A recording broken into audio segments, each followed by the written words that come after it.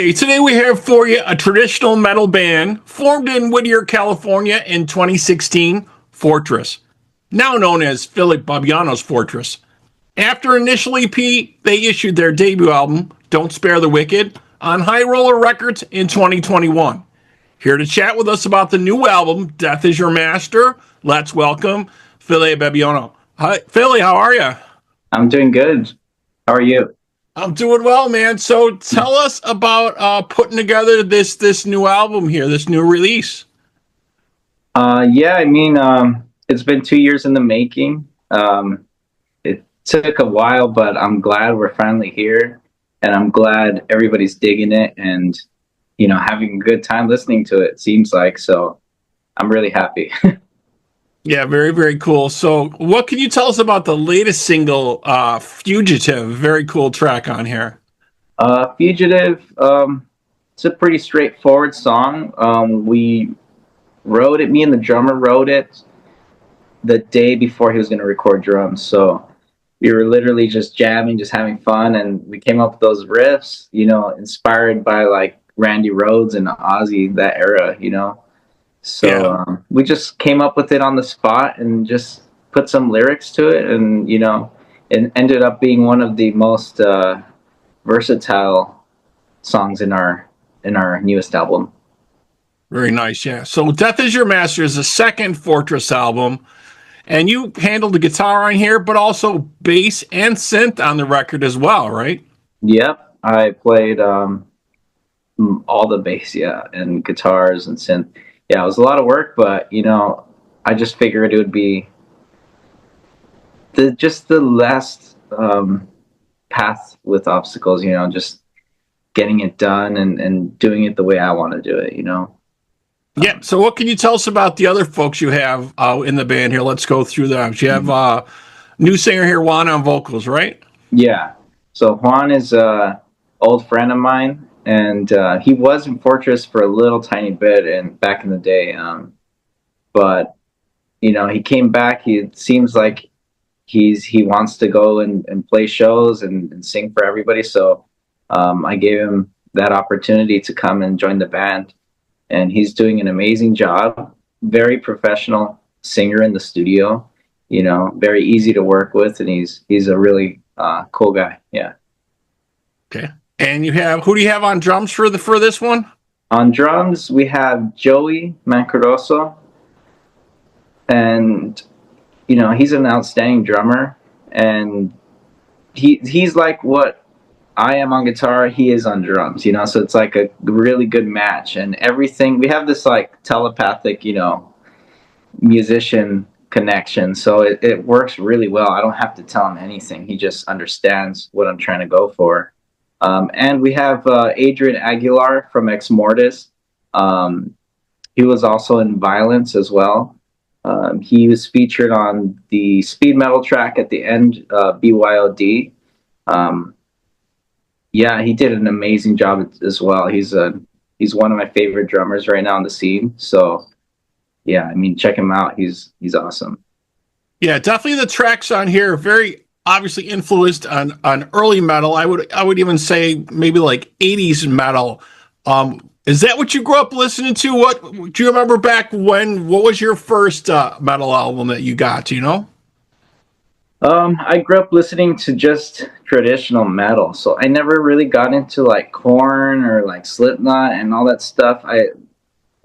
I was influenced a lot by my older brother. We were listening to music around the same time. It's just that I was very young and he was older. Our first metal thing we listened to was probably, I think it was like Master of Puppets or something.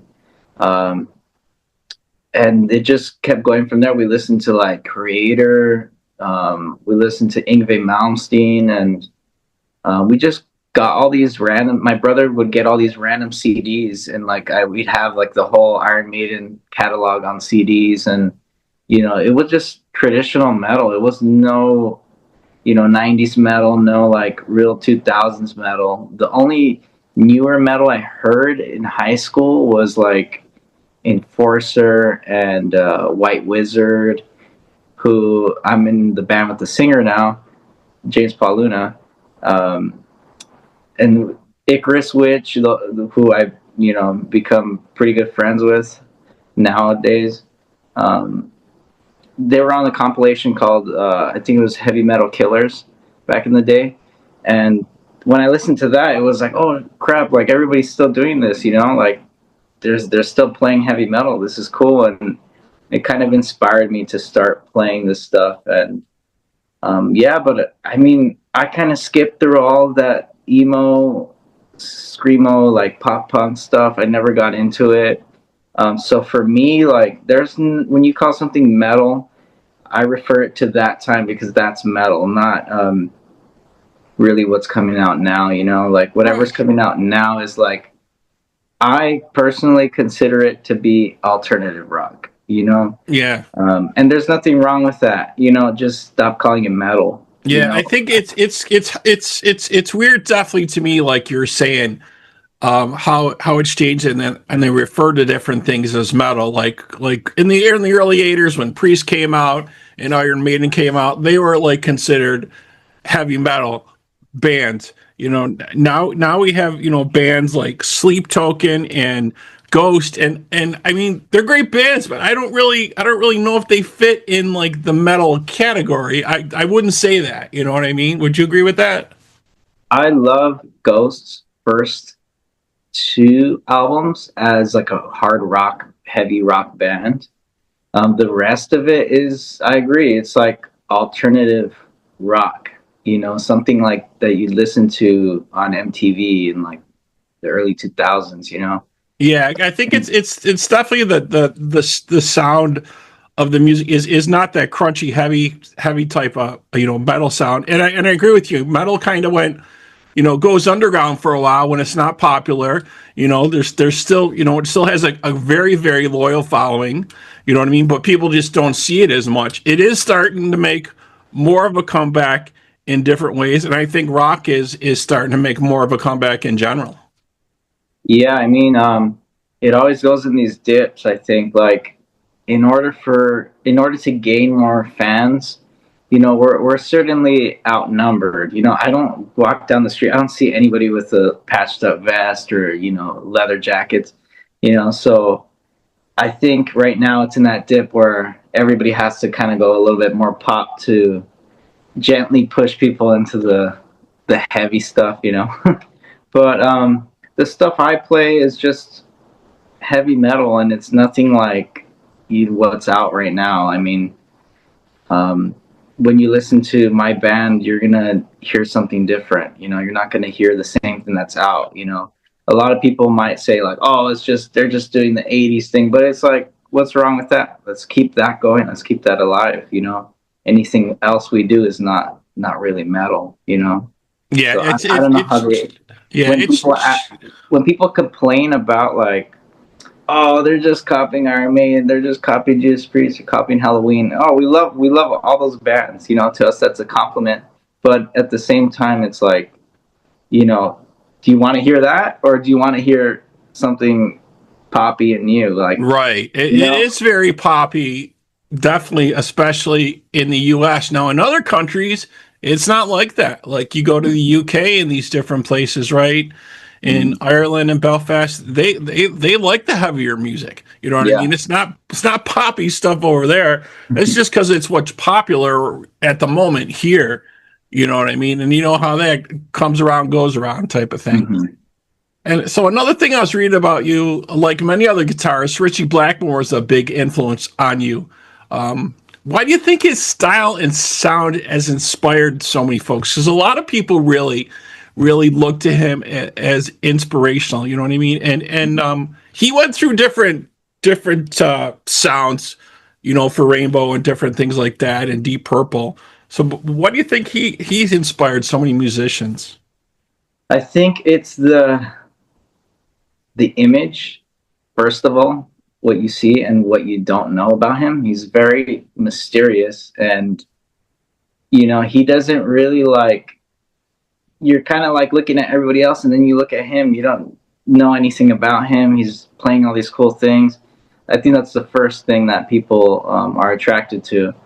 The second thing is the playing. It's very classical, and it has a good blend of classical and blues that inspires me, and it kind of teaches me to combine those two things and make it something that people can enjoy in rock music and not just straight up be classical music, because there is a fine line between playing classical music and then playing classical mixed with rock. And I think he blends it in perfectly for that era. um, and I think it's just learning guitar. He's a very important figure. His solos are very educational. He's invented so many things that we take for granted. Um, he kind of spawned Yngwie Malmsteen. So Right. You mentioned him earlier, and with yeah, the classical thing, right? He dances on that line all the time. yeah. Ingrid But Malmsteen, you know.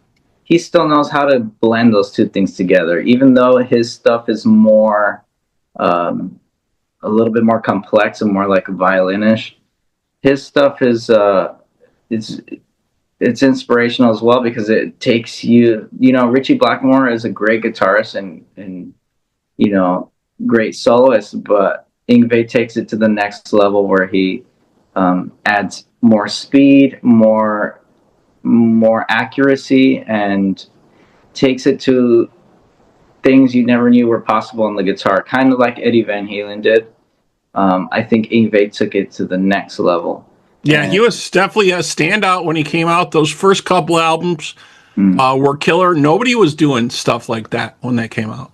no, I mean, aside from Yuli John Roth, who was still doing heavy rock, Yngwie was doing more heavier stuff like metal, and I think he was influenced by like some of the thrash and metal bands out, because you could tell like it's just heavier. Like the riffs are heavier. Everything about it's heavier than what he was inspired by.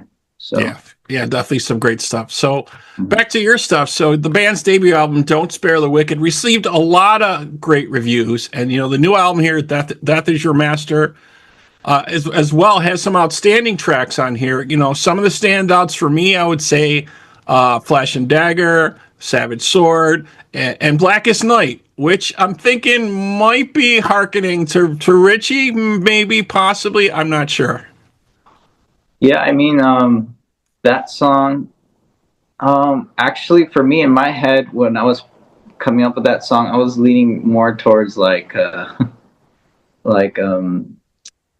Adrian Smith for that one From Iron Maiden, yeah. from Iron Maiden, and just because he's an inspiration to me. Like I said, I'm like everything that I write is not a direct copy of these people. It's inspired by these people, but I'm very adamant about not copying anything, not copying riffs.